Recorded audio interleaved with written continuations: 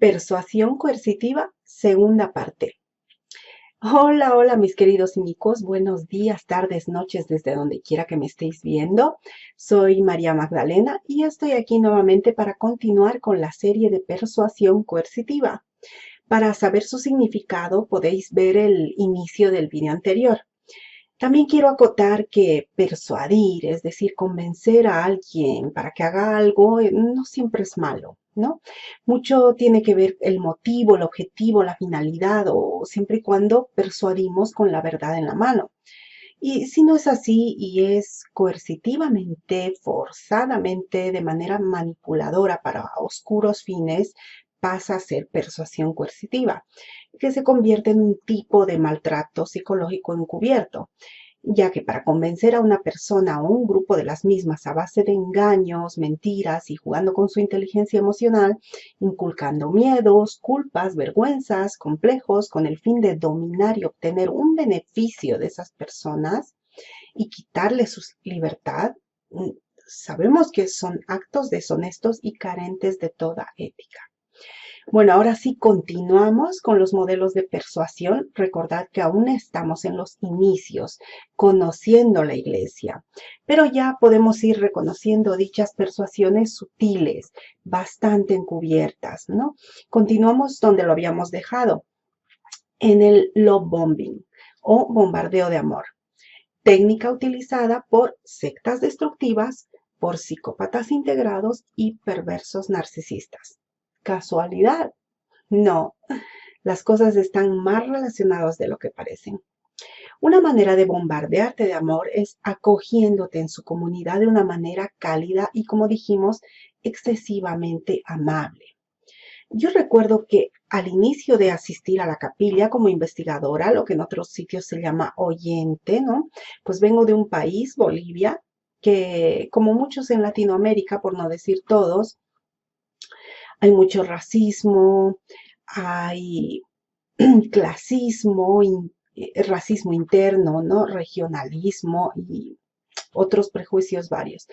Pero veía que en la capilla todos éramos iguales y gente que en el exterior sería muy difícil, por no decir imposible, que fueran amigos, gente que fuera de la iglesia unos mirarían por encima del hombro a otros, dado que hay tantas diferencias sociales, tantos estratos sociales, tanta diversidad racial y cultural, ¿verdad? Pero en la iglesia todos éramos iguales. Y eso personalmente a mí me maravillaba. Ay, hermanita, ay, los nefitas amigos de los y hermanos de los lamanitas indígenas, ¿no? Superficialmente estaba, bueno, porque veía ese panorama, estaba encantada de la vida, ¿no? Por ver a esa igualdad que no se veía afuera. Entonces, esa imagen de armonía es también parte del bombardeo de amor. ¿Por qué? Porque es ficticia, no hay tal igualdad. Solo con el pasar del tiempo te das cuenta que hay muchísimas diferencias y tú estás ahí debajo y ellos, claro, están dentro de la rueda, ¿no? Para ellos es una escalada de posiciones para ganar su supuesta salvación, ¿no? Para ganar nuestra supuesta salvación. Y luego, no contentos con una salvación en sí, aspirábamos a la anhelada exaltación. Pero entrar allí es diferente, ya que en ninguna otra parte, como ser un club social o una empresa o otra corporación volcada en otros objetivos sanos, te reciben así, con ese bombardeo de amor. Casualidad que en las sectas comerciales, es decir, las corporaciones multinivel de formato de negocio piramidal, por ejemplo, también te encuentras la misma calidez, ¿no? En estas sesiones de motivación, de coaching, donde te inflan, ¿no? El ego, la autoestima, ¿no? Es normal que tú, al creer que estás en un sitio tan especial, tan perfecto e idílico, te comportes de acuerdo a lo que se espera de ti. De la acogida cálida pasamos a la acogida tibia, porque recuerda que ahí mandan ellos. Aunque al principio pareciera que tú tienes más poder por ser una potencial conversa o converso, te permiten participar en alguna ceremonia, como es la reunión sacramental, en alguna oración o te invitan a pequeñas actividades, ¿no? Pero te darás cuenta que estás abajo en la jerarquía de la iglesia. Eres alguien importante, potencial converso, pero al fin, a la vez no eres nadie.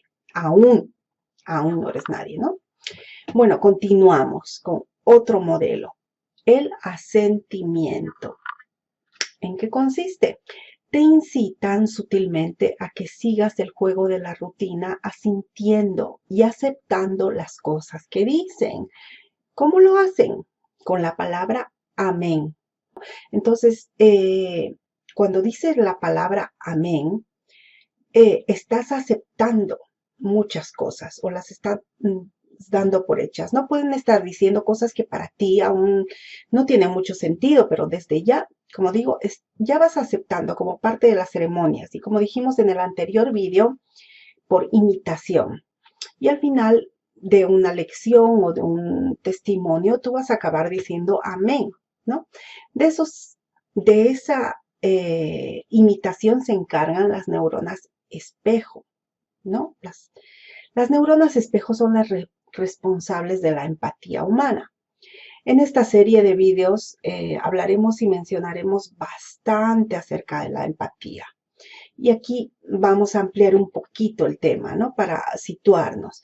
Las neuronas espejo, descubiertas por Giacomo Rizzolatti, nacido el 28 de abril de 1937, ahora tiene 81 años, es un neurobiólogo, profesor universitario italiano, que en 1996 dio a conocer las neuronas especular o espejo, aquellas responsables, como dijimos, de la empatía humana, las que hacen que nos pongamos en la piel del otro. ¿Y qué es la empatía? Pues se descubrió que este grupo de células, las neuronas espejo, no solo hacen que nos sintamos tentados a imitar ciertos comportamientos, sino que nos hacen conectar con las emociones del otro.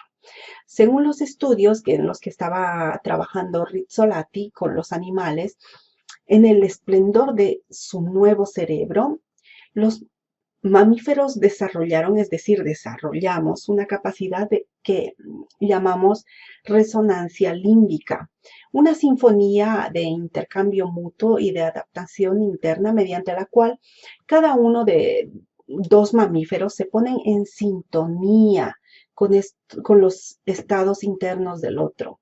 Todos los animales humanos sentimos empatía cognitiva, que quiere decir que nos damos cuenta de lo que vive el otro, de lo que le pasa. Pero las personas con un nivel de conciencia un poquito más despierto sentimos empatía emocional. En eso muchas especies animales no humanas también nos llevan cierta delantera. Se han podido ver que muchos animales se conmueven ante la muerte de otro congénere. El dolor de una madre bonobo o pequeñas aves que sufren cuando pierden una cría, la preocupación de los elefantes por cuidar a los pequeños, ¿no? Podemos dar un montón de ejemplos, ¿no? De empatía animal. Pero lo que decía, la empatía emocional significa que aparte de saber lo que le pasa a la otra persona, podemos sentir lo que está sufriendo o viviendo, ¿no? Esa otra persona. Entonces, resumiendo, asentimos en la capilla, imitamos los comportamientos en la capilla y en cualquier otro sitio nuevo por empatía, ¿no?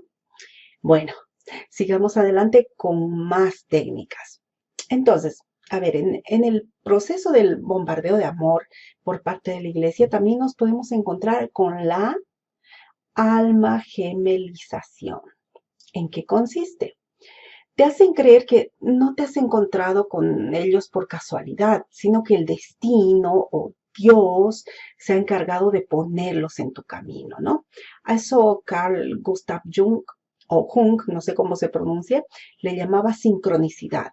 Pero es muy diferente, ya que cada encuentro con personas nuevas, con comunidades nuevas en tu vida, aparece para dejarte una lección de vida. Otra cosa es que esas personas, esas comunidades, etcétera, te atrapen y te expriman, ¿no? Pero seguimos. Parte de la alma gemelización es una técnica fingida. ¿Por qué?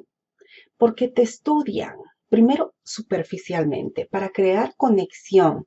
También se fijan en algún hobby, entretenimiento o gusto por algo que tengas o practiques. ¿Te gusta el tenis? Alguien de su familia o a ellos mismos practican el tenis, ¿no?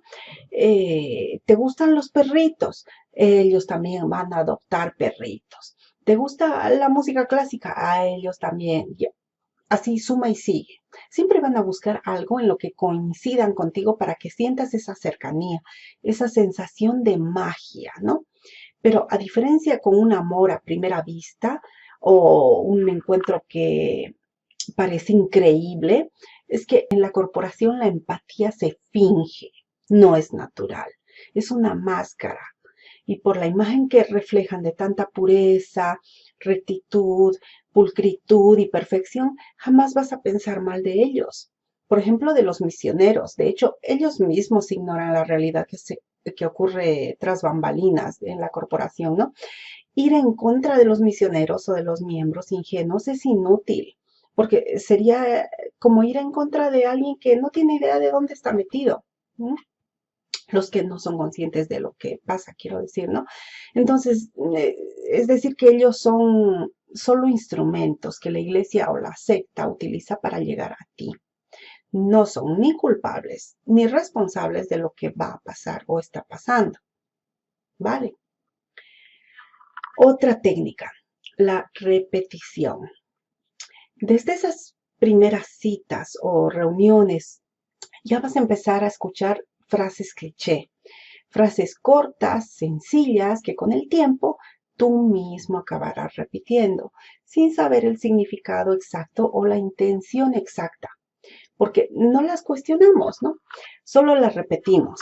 ¿Os acordáis de las neuronas espejo y de la empatía y demás? Claro, en esos momentos, repitiendo, nuestro cerebro empieza a almacenar y a codificar esta información. Al principio a corto plazo, porque al oírla solo una vez puede ser que se te olvide, ¿no?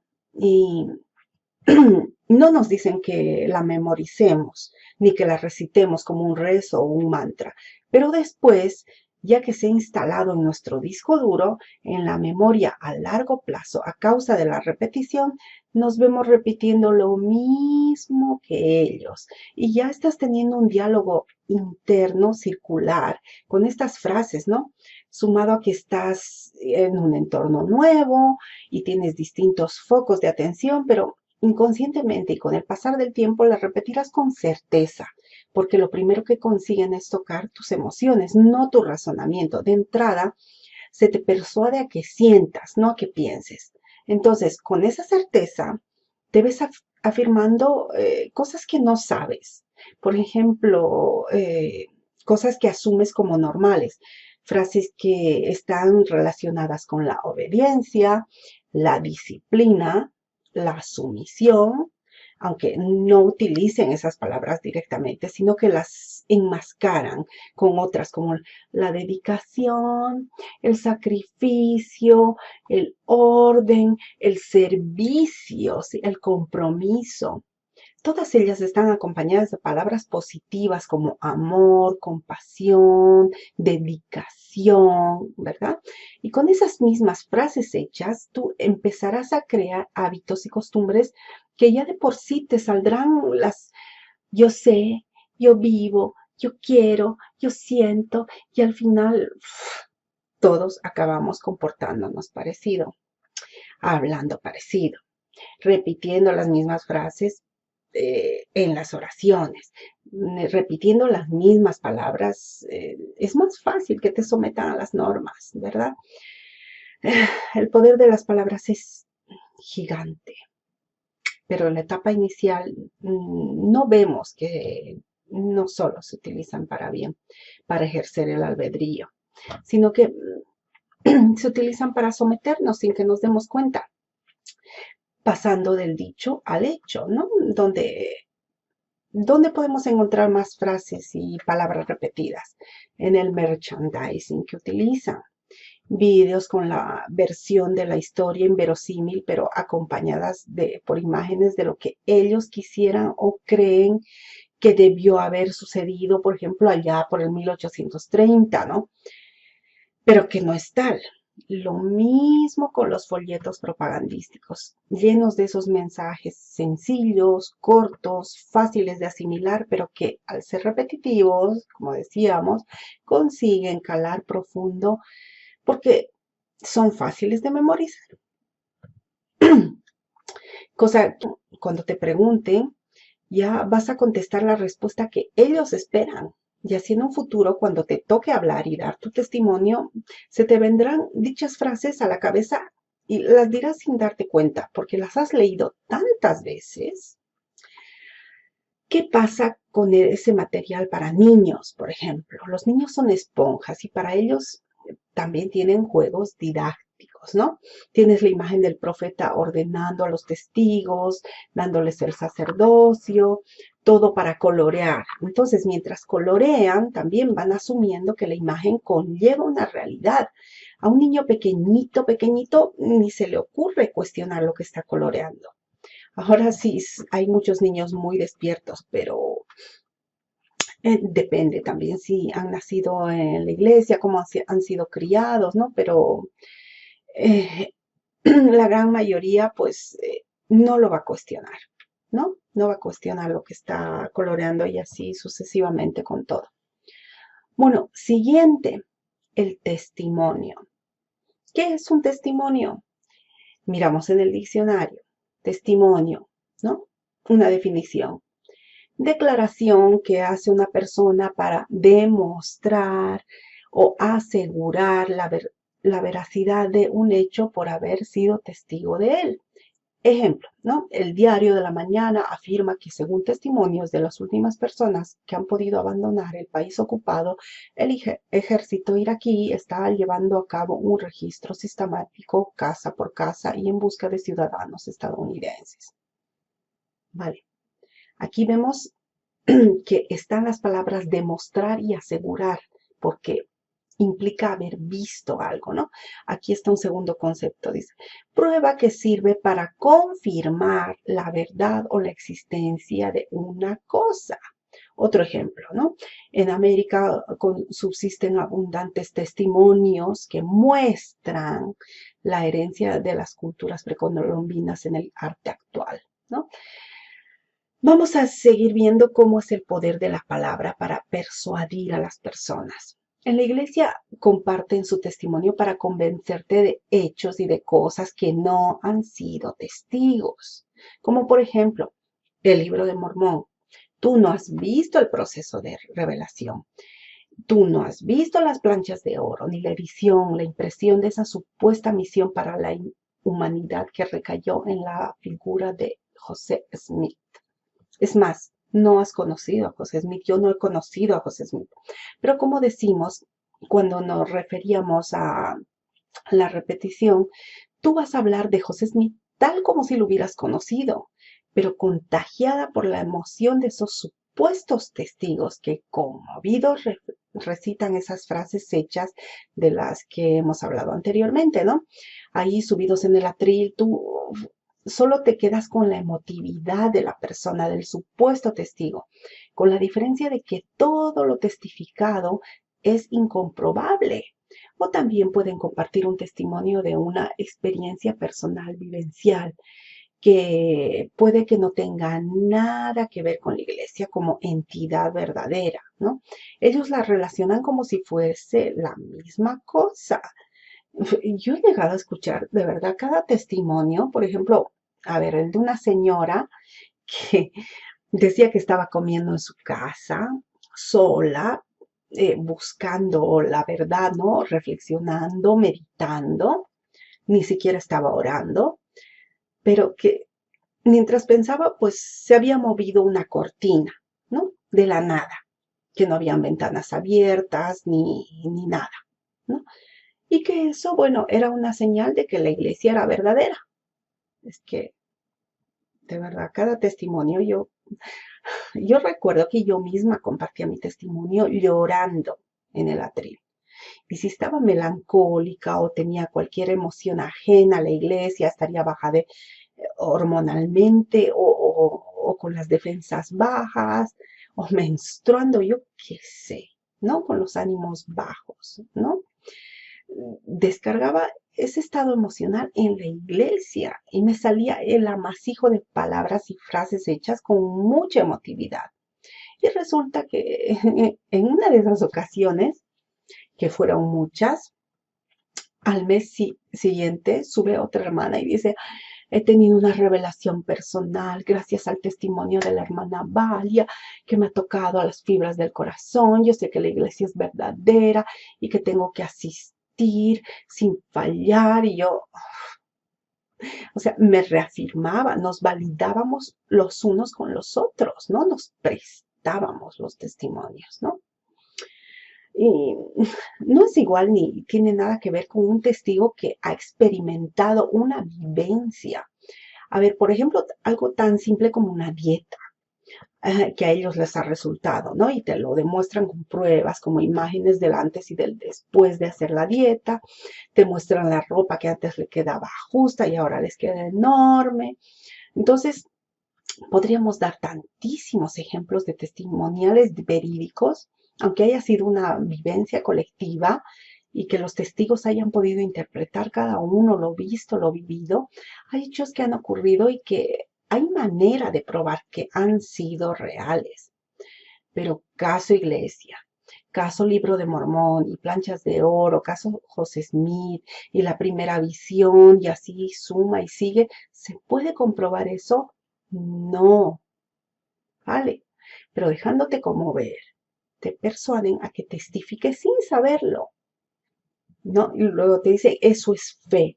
Claro, pero es que es una fe manipulada. Y bueno, el último modelo de persuasión de hoy, la presión. ¿Por qué y para qué? Para bautizarte, por ejemplo.